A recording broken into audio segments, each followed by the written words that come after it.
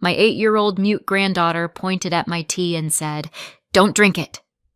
I froze. She'd never spoken before. Then she looked me dead in the eye and kept going. My stomach dropped. I didn't panic. I did this. 7 days later, her mother went completely white because I wasn't the sweet, lonely grandma she thought she was drugging. Let me back up. My name is Patricia Morgan. I live in a quiet suburb outside Columbus, Ohio, one of those neighborhoods where everyone waves, nobody actually knows anyone's last name, and the HOA will fine you for breathing too aggressively. I'm a widow, a homeowner, and, according to my daughter-in-law, apparently at that age. You know the tone. My son, Brian, is 34 and still thinks adulting is something you do between streaming subscriptions. He's a good man, soft around the edges, the kind of guy who'd apologize to a chair after bumping into it. His wife, Melissa, is also a kind of chair, the kind with spikes. Melissa is what I call Pinterest polite. Everything is love, sweetie. I just want what's best. And somehow you end up signing something you didn't read while she smiles like a Disney villain in yoga pants. They'd been married 6 years. 6 years of my son slowly shrinking in family photos. And then there was Nora, my granddaughter, 8 years old, big brown eyes, quiet as snowfall. The doctors had labeled her nonverbal early on. Developmental delays, anxiety, selective mutism, a whole list of words that basically meant she doesn't talk. And in our world, that was just Nora. Until that tea. It started with a vacation. Brian called me on a Tuesday night, voice bright in that overly cheerful way people get right before they ask for a favor. "Mom," he said, "Melissa and I found this deal for a resort in Florida. Like, ridiculous deal. We really need it. Just a week. Could you stay with Nora?" "Stay with her," I repeated, because apparently that needed clarification. "You mean, in your house, overnight. Me, the grandma. Just 7 days," he said quickly. "She'll be fine. She's used to you. Melissa already planned everything out." Of course she did. If Melissa planned a sneeze, she'd email you a color-coded schedule and ask you to sign a waiver. "Patricia," Melissa's voice slid into the call like perfume. "It'll be easy. I made a binder." A binder. Of course. "Everything is labeled," she continued. "Meals, routines, therapies, emergency numbers, and I left you my special herbal tea. It's calming. It'll help you sleep." The way she said calming made my skin itch.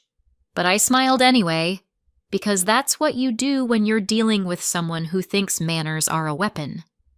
"Sounds lovely," I said. "Perfect," Melissa chirped. "We leave Saturday morning." Saturday came. They pulled out of the driveway with suitcases and sunglasses like they were starring in a commercial. Melissa hugged Nora with dramatic intensity, like she was leaving for war. "Be good," she whispered to her, a little too close to her ear. Then she kissed her forehead and turned to me. "Patricia, don't forget the tea," she said, pressing a glass jar into my hands like it was sacred.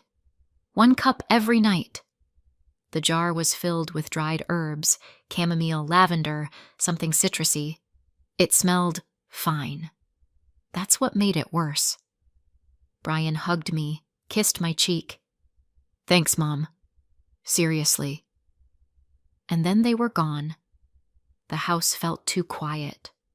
Nora stood in the entryway, small and still, watching the taillights disappear.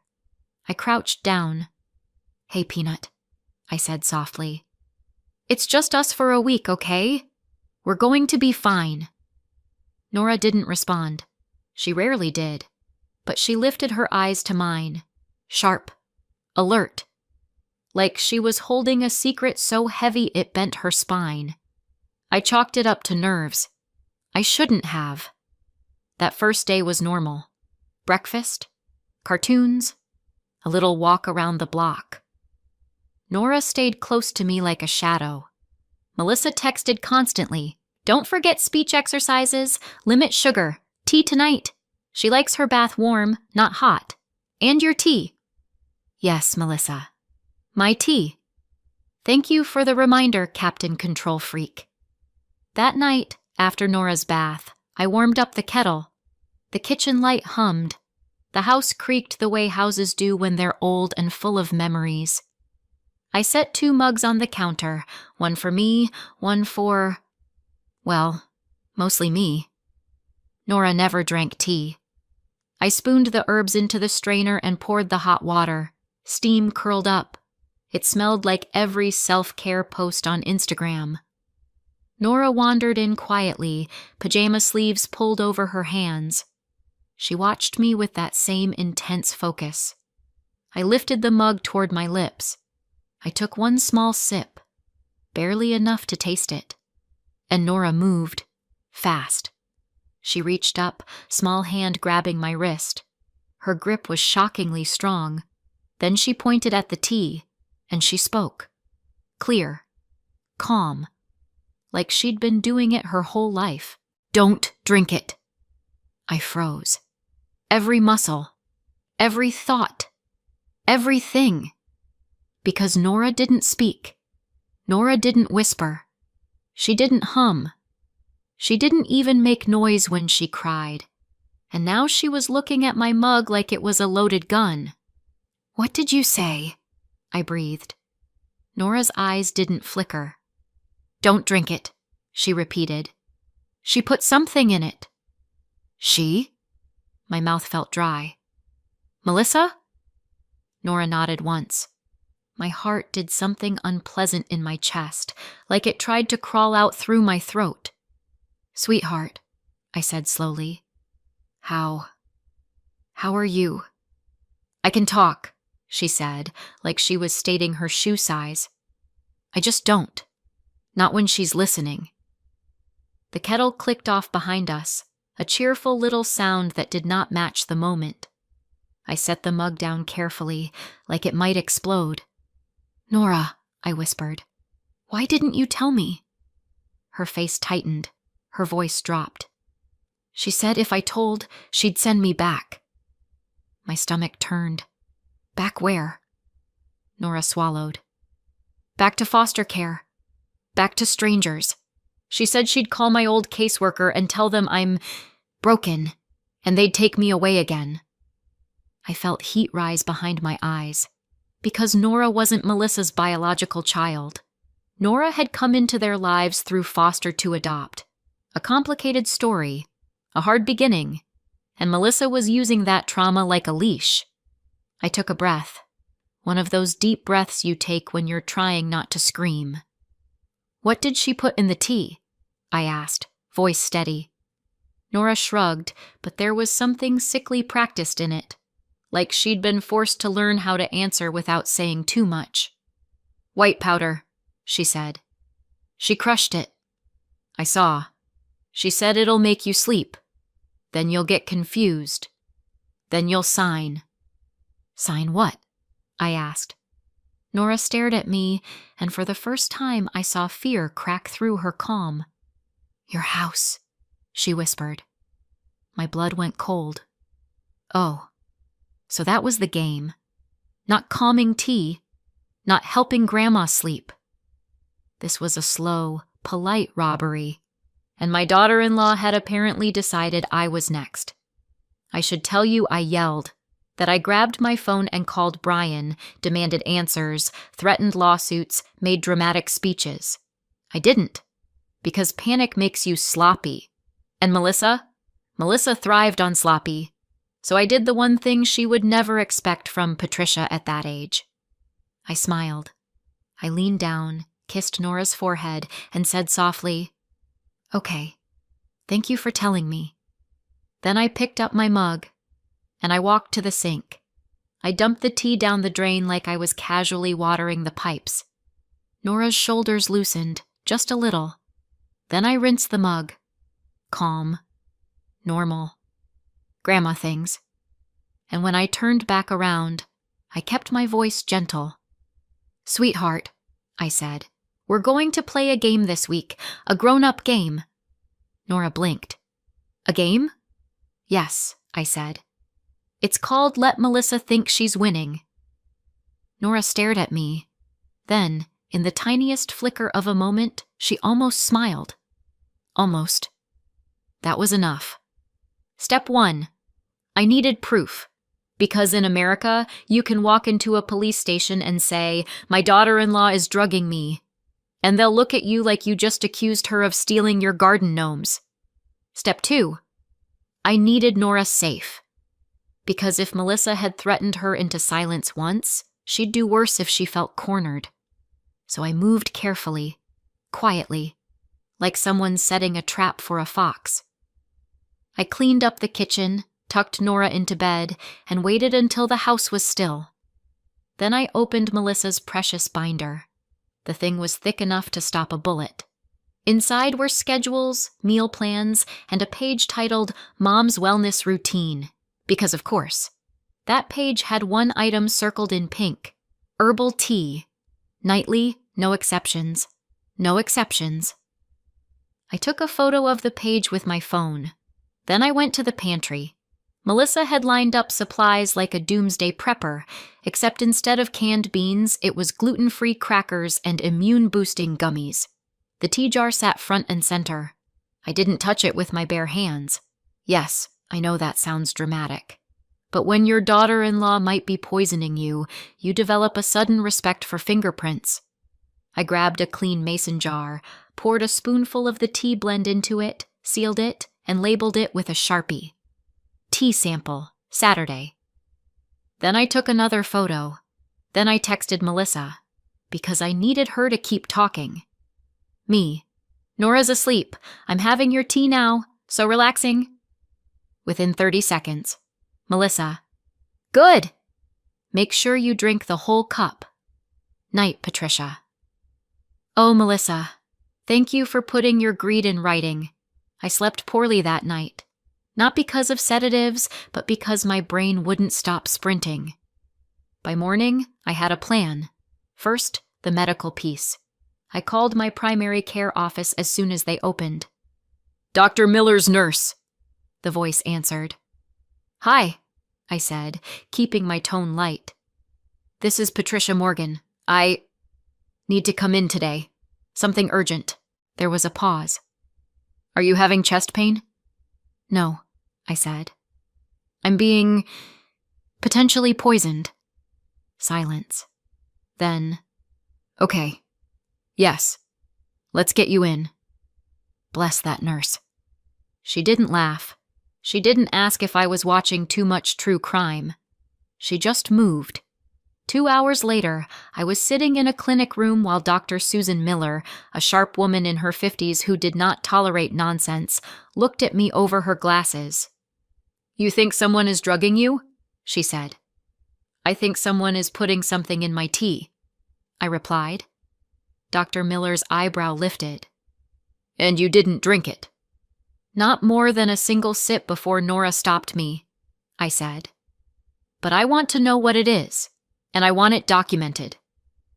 Now here's the thing about doctors. Some will brush you off.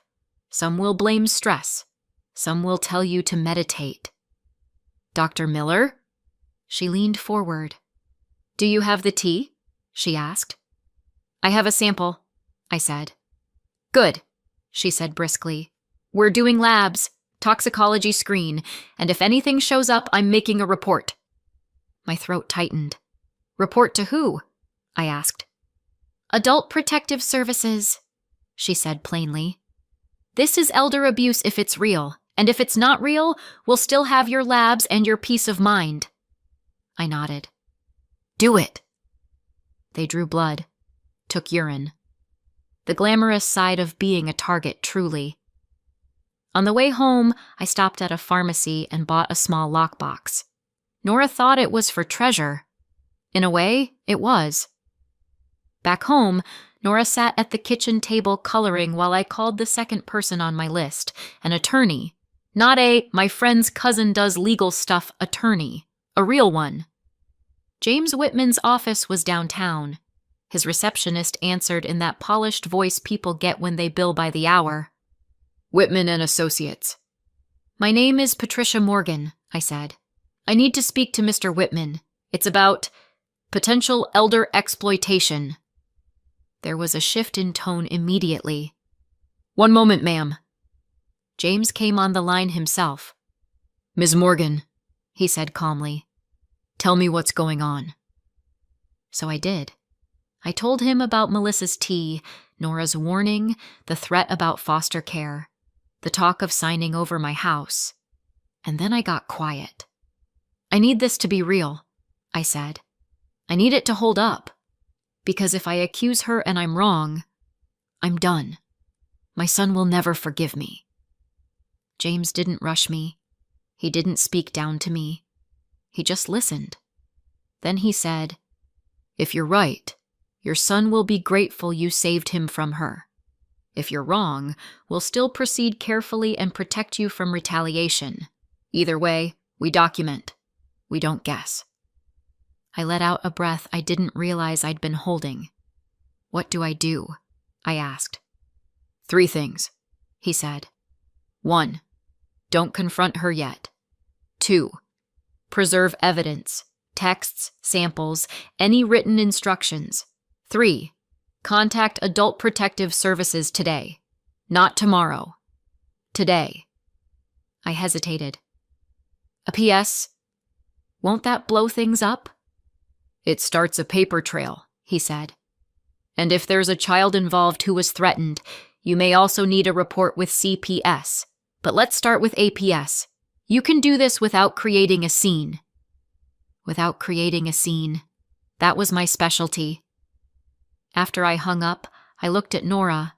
She was coloring a horse, very carefully, like she was trying to keep the world neat by keeping her crayon inside the lines. I sat beside her. "Hey," I said quietly. Nora didn't look up, but her shoulders tensed. "You were very brave last night," I said. Her hand paused. "She'll be mad," Nora whispered. "No," I said firmly. "She'll be caught. Those are different things." Nora's eyes flicked to mine. "What if she says I'm lying?" "She can say whatever she wants," I said. "But we're going to make sure people believe you." I could see the question trembling on her face. "Because you're going to tell them," I added gently. "Not in court, not in front of strangers yelling, but to someone whose whole job is listening to kids. Someone safe." Nora swallowed hard. Then she nodded. Day 2 was paperwork day. I called Adult Protective Services and made a report. The woman on the phone asked careful questions, like she'd heard this story 1,000 times, and that made my skin crawl. Because if she'd heard it 1,000 times, that meant Melissa wasn't some rare monster. She was a type. They gave me a case number. They told me not to confront Melissa. They told me to call 911 if I felt in immediate danger. They told me they would follow up. Then I called the local child advocacy center. I didn't even know those existed until that morning. The woman who answered was gentle but direct. "We can schedule a forensic interview," she said. "A trained interviewer will speak with Nora in a child-friendly setting. It's recorded. It can be used later if there's an investigation." Nora didn't flinch at the word recorded. She flinched at the word later. So I held her hand and said, "You're not alone." That afternoon, Melissa FaceTimed. Her skin was sun-kissed. Her hair was too perfect. She was wearing sunglasses inside like she was allergic to accountability. "Patricia," she sang. "How are my babies?" I angled the phone so she could see Nora sitting on the couch. Nora didn't look at the screen. Melissa's smile tightened slightly. "She's okay?"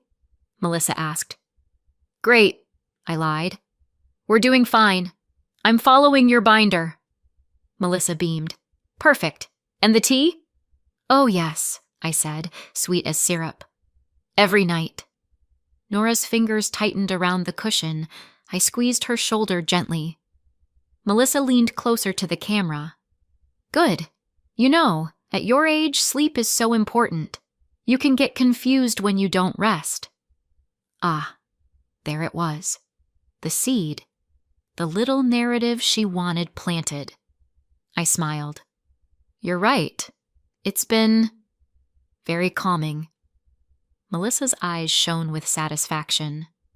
After we hung up, I went to the bathroom and stared at myself in the mirror. My hands were shaking.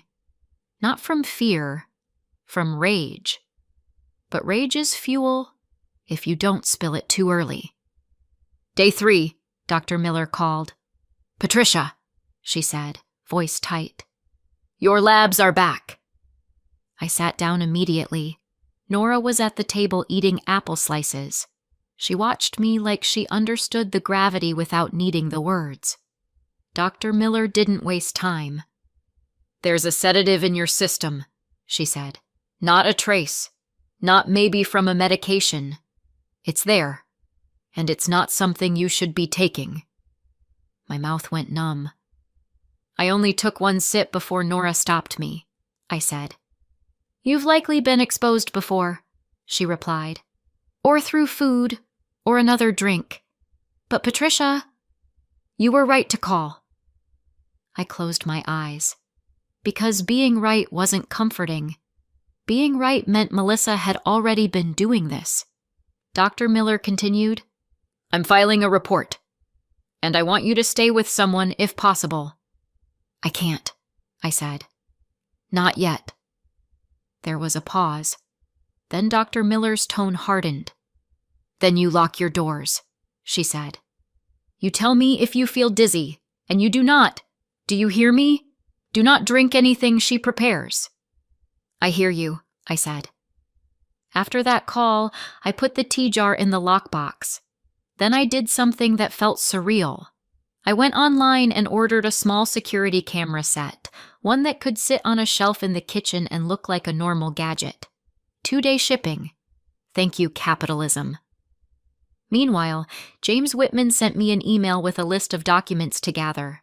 Deed to my home, any wills, any powers of attorney, bank statements. Because the truth is, if someone wants to exploit you, they don't start with a ski mask. They start with a family dinner. And a pen. That night, Nora and I ate mac and cheese because trauma deserves carbs. After dinner, she sat beside me on the couch, feet tucked under her, and whispered, She did it to Mrs. Keller. Who? I asked softly. Nora's voice was small. The lady at church. The one with the big hat. My heart sank. What happened? Nora picked at the seam of her pajama pants. Mom said she was helping her, Nora said. She'd bring groceries, make her tea, talk about paperwork. She said Mrs. Keller didn't know what she was signing. I swallowed. Did you see papers? Nora nodded. A folder. Mom said, if she signs the deed, we're done. The word deed came out of Nora's mouth like she'd memorized it. Like a child reciting something she didn't fully understand but knew was dangerous. Where is Mrs. Keller now? I asked. Nora shrugged. Mom said she went to a facility.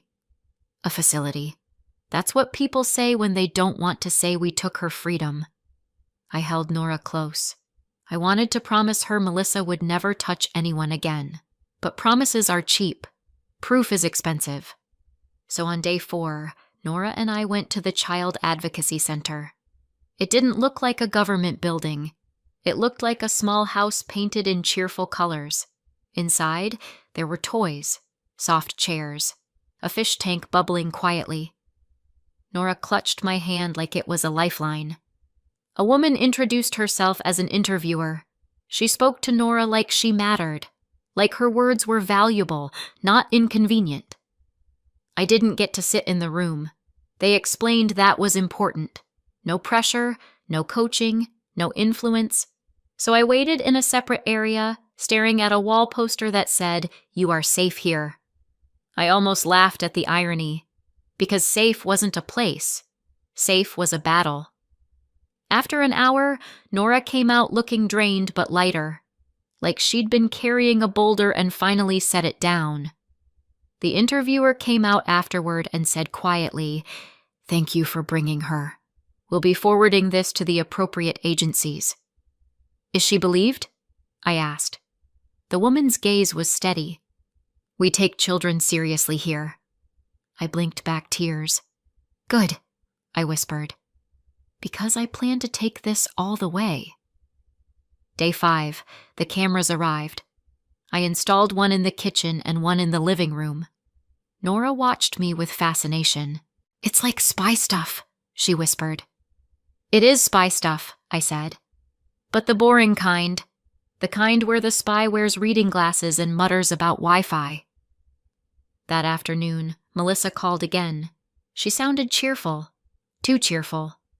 "Patricia," she said, "I just wanted to check in. Are you feeling okay? You sounded tired last time." I leaned into the phone like I was confiding a secret. "Oh, I've been so sleepy," I said. "I guess your tea really works."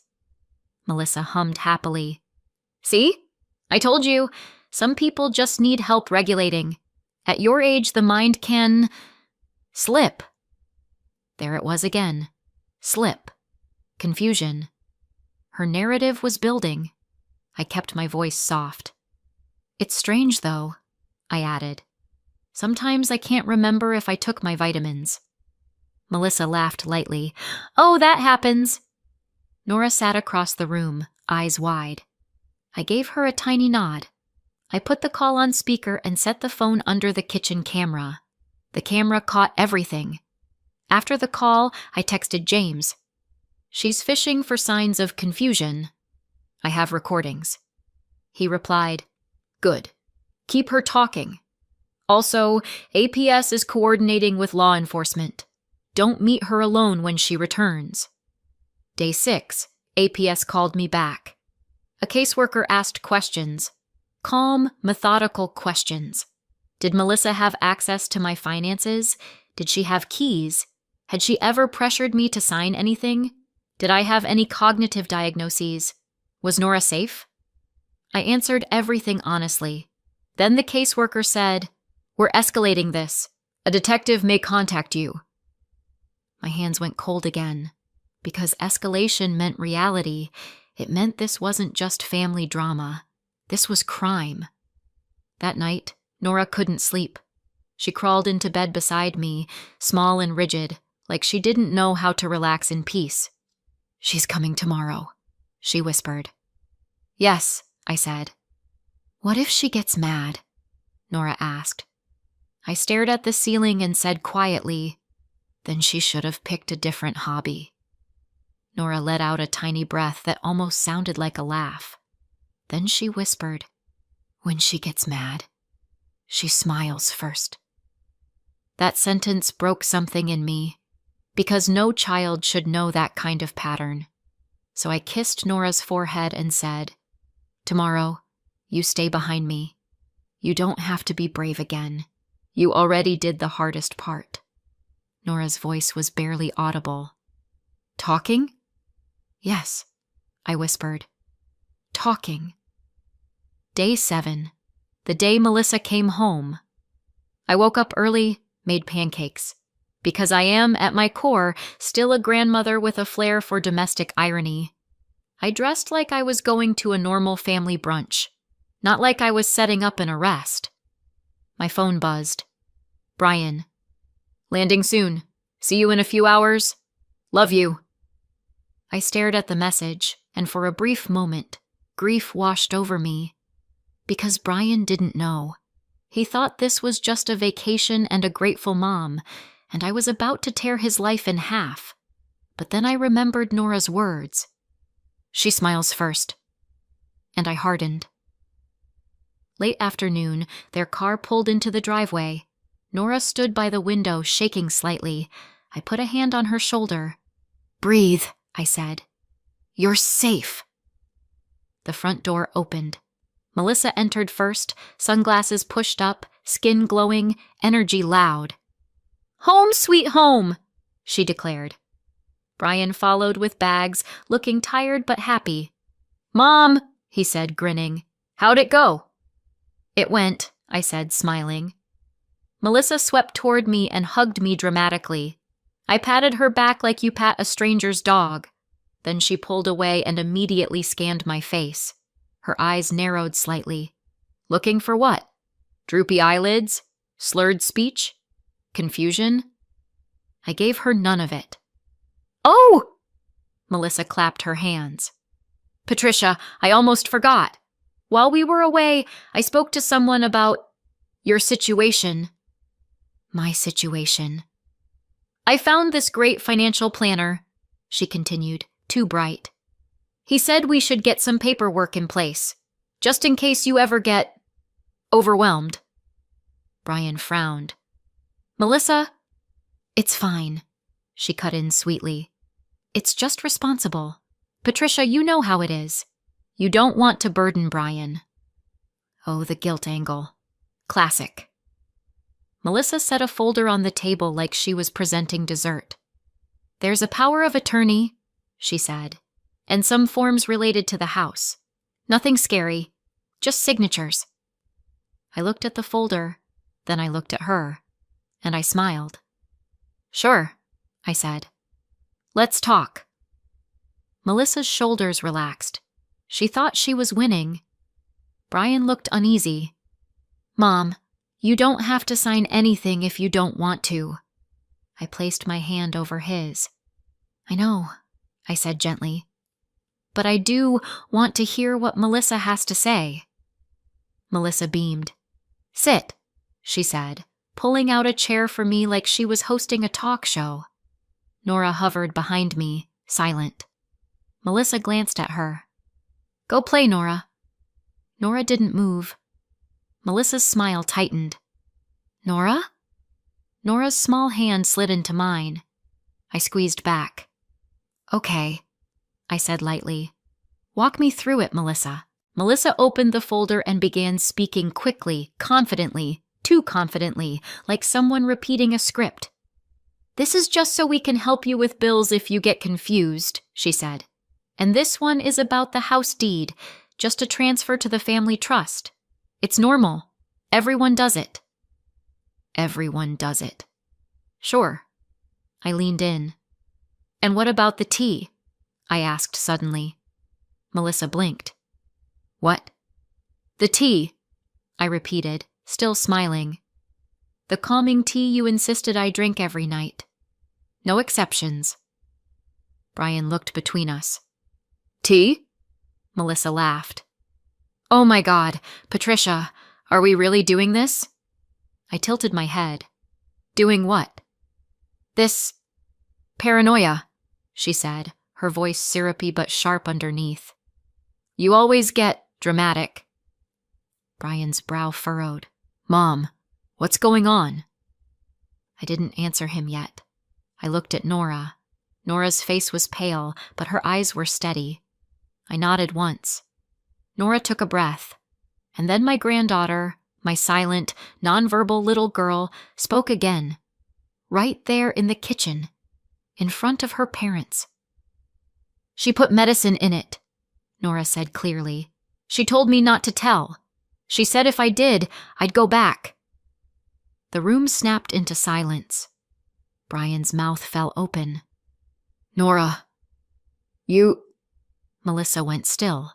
Not angry, not defensive, just frozen, like her brain had hit a wall. And then slowly, her face went completely white, because she realized something. Nora wasn't a quiet little prop anymore. She was a witness. Melissa's lips parted. Nora, honey, no, Nora said, voice shaking now but still loud enough. You said Grandma would get confused and sign. You said I had to keep my mouth shut. Brian turned to Melissa, disbelief twisting into horror. Melissa, what is she talking about? Melissa's eyes darted to me. Patricia, you coached her. I laughed. A short, humorless sound. Oh, Melissa, I said, you really think I'm organized enough to coach a child? I can barely coach myself into drinking enough water. Melissa's jaw tightened. This is insane. Is it? I asked. I reached into my pocket and pulled out my phone. Because I have your texts, I said softly, telling me to drink the whole cup. Every night. No exceptions. Brian's face tightened. Melissa, why would you? And I have lab results, I continued, voice calm, showing a sedative in my system. Melissa's eyes widened. For the first time, she looked scared. Brian whispered, What? And, I added, I have audio from my home security camera. Melissa's head snapped up. You recorded me? I tapped my screen, and the room filled with her own voice. At your age, the mind can slip. You can get confused. That happens. Melissa lunged toward me instinctively, like she wanted to snatch the phone. But she stopped. Because there was a knock at the door. 3 sharp knocks. I didn't move. Brian looked confused. Who is that? Melissa's eyes flicked toward the door, then back to me, and I saw it. The calculation. The sudden realization that this was bigger than family. I walked to the door and opened it. A uniformed officer stood on my porch beside a woman holding a badge and a clipboard. Ms. Morgan? The woman asked. Yes, I said. I'm with Adult Protective Services, she said. And this is Detective... Melissa made a sound behind me. A thin, strangled inhale. The detective stepped forward. Ma'am, we need to speak with you. Brian looked like he might faint. Mom, he whispered. What did you do? I turned to him, eyes stinging. I protected us, I said quietly. I protected Nora. Melissa backed up a step. This is ridiculous. You can't. The detective's voice was firm. Melissa, we have a report.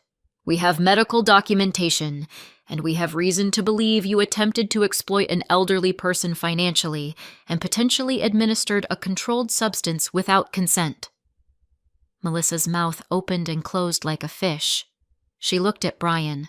She expected him to fix it, because Brian always fixed it. But Brian's face had changed. His softness was gone. He stared at her like he was seeing her for the first time and hating what he saw. No, he said hoarsely. No, you wouldn't. Melissa's eyes filled instantly, fake tears, perfectly timed. Brian, she whispered. She's lying. She's turning you against me. Brian's voice shook.